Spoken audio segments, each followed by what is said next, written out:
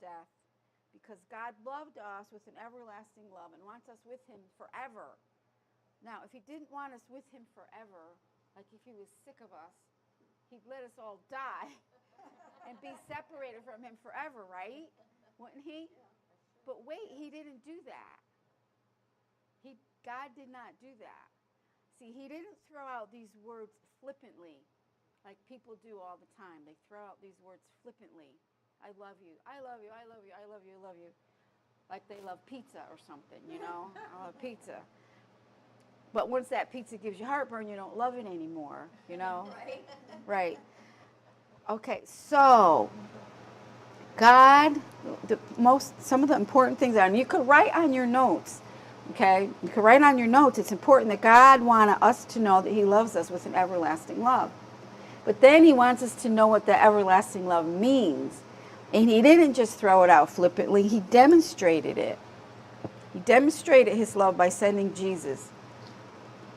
You know how you demonstrate love? You send love, you demonstrate your love By acts.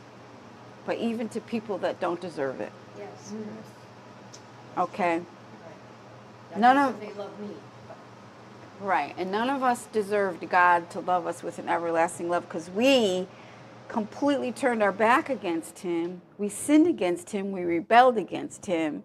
We did everything evil we could against him. And in that state, he sent Jesus to die for us because he loved us. That's what love is. And we cannot confuse it with the world's love, which we're going to get into that in a minute. But I want to read to you what the expository, the Vine's expository, it's a word dictionary of Old and New Testament. Actually, I think the one I have is just old. But anyway, this word, love, in the New Testament, okay, John 3:16, it says, God so loved the world, that's agape and agapeo. So that G25 and then G26 are kind of the same word. But in the Greek, that word is this is what the the Vine's expository says. In respect of agapeo as used of God, that's important, you should underline that. It's used of God. It expresses the deep and constant love and what's the next word here? Interest. So, of a perfect being toward entirely unworthy objects. So that's what love is.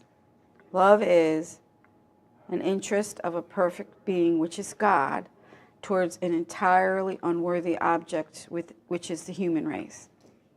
Now God doesn't look at us and say, they're so unworthy, they're awful, oh, I hate them. I'm just going to have to die for them anyway. No, that's not what he's saying. He's saying, I love them. I want to save them from themselves. I want to save them from sin because I love them. So it's an everlasting love, and it's a love of action. Love is not just, what would be the opposite of action? Love is not just words. Right. Love is not just words. If you love only in word, you don't love. Or feeling, how I feel at the time. Right. So if you only love in word, you're not loving. Love is action. You are going to do something, okay, towards somebody to help them. And if you do not help people, there's people that go through their whole lives, they're millionaires or they got lots of money, they're rich, and they will not help one single person. They won't help anybody. Do they love those people? Do they love people? And I want to tell you this. I don't care where you go in life. I don't care if you move 100 times. God will put people right in front of you that need help. Yes. It doesn't matter where you go. You could go to a really rich country where everybody's rich. There'll be people right there that need your help. You could change churches. There's going to be people in that church that need your help. You could change neighborhoods, and there'll be people that need your help. You could make a new friend, and in that circle, there'll be people that need your help. They're everywhere. But if we don't love them, we're not going to help them. So anyway, God's love is action, and so should our love be. So God love is seen in the gift of his Son, and love can only be known from the action it prompts. So here's the question. Without knowing anything, just not knowing anything, no Bible, no nothing. We don't know anything, right? Nothing. God appears and says, I love you, to a group of people. That's it. He just says, I love you, and he disappears off into space, and no one ever sees him again.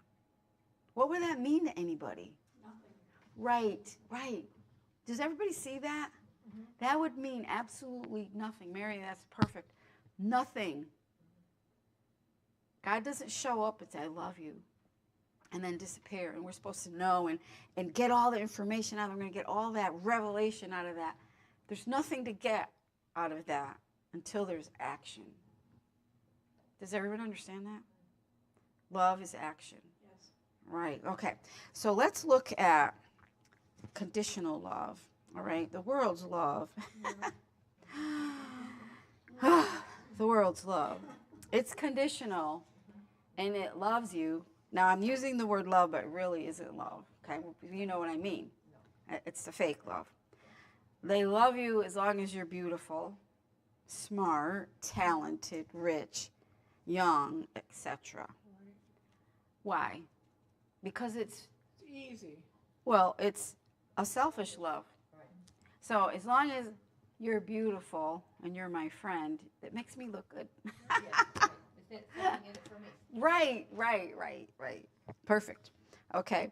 As long as you're smart and talented, because I don't want to be around people that aren't smart or talented.